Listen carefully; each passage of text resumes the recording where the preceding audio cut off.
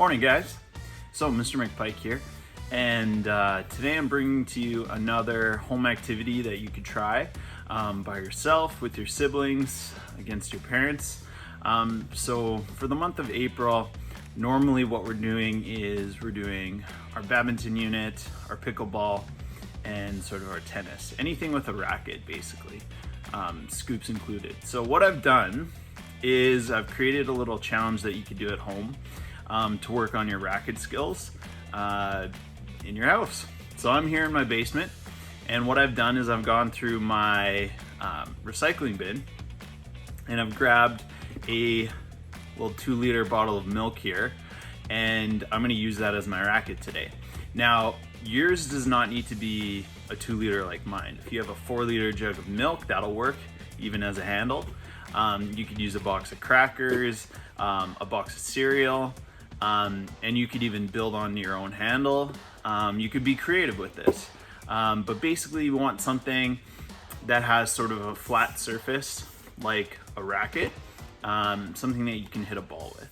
Now, for me at home here, I have some tennis balls that I could use to practice my racket skills, and so you could use that if you want to.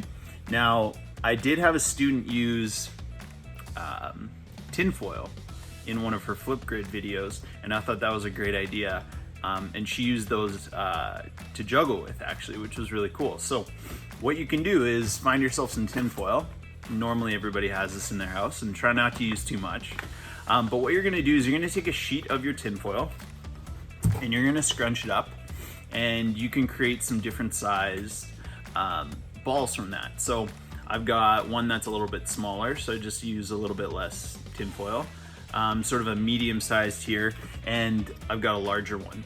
So basically, if I'm using the larger one, it's going to be easier to hit because it has more surface area, it's bigger, and it'll be easier for me to keep it in the air.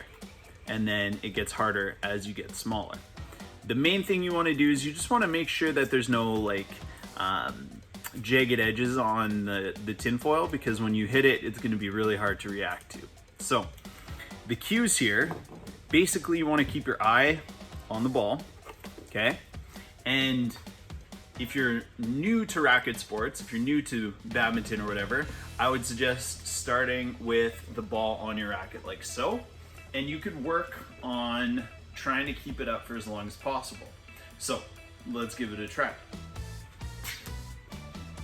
So I'm going to start with the ball on my racket, just as sort of step one here. 1, 2, 3, 4, 5, 6, 7, 8. So my highest score on my first try was 8. So what I would do is I would basically try 3, 4, 5, 6, 7, 8, 9, 10, as many times as I want to try to beat that score, or play against my brother or my sister, my sibling, my mom and my dad, see if I can beat them and outperform them. The second thing you can do, and sort of step 2, is if starting with the ball on your racket is really easy, you can try a smaller ball, and you could also try and do a serve. Now, if you guys remember serving from badminton, basically what you want to do is you want to start with the racket in your dominant hand, and the key here is going to be being able to step with your opposite foot. Okay, so for me that's my left foot, and I'm going to drop the ball from my left hand, and I'm going to turn and swing into the ball and try to pop it up so I can do a rally to myself. So let's see how that goes. This is step 2. 1, 2, 3, 4, 5, 6, 7, 8, 9. Oh. So there's a couple things that you could do to make this a little bit harder.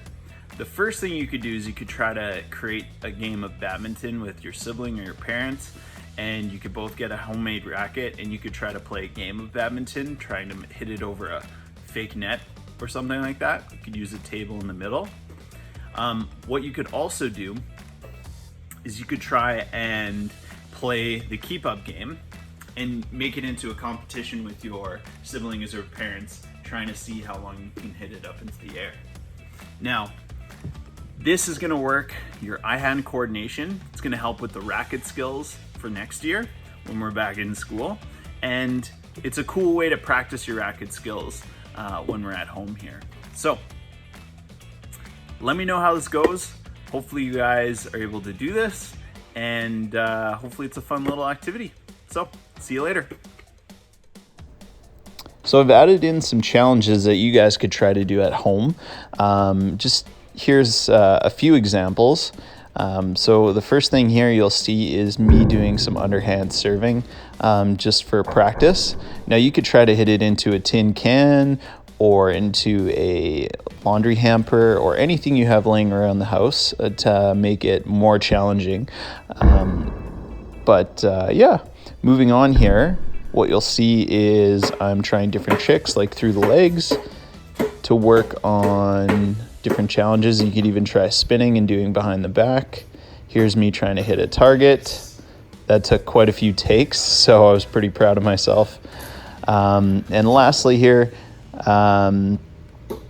you can also try to do things like forehand, backhand, where I'm hitting it in the front of the milk carton and then the back of the milk carton. And the last thing here is I grab my hockey stick, and basically this is a racket too because it's an extension of my hands and my body, and I tried to juggle with my hockey stick. So you can use anything laying around the house.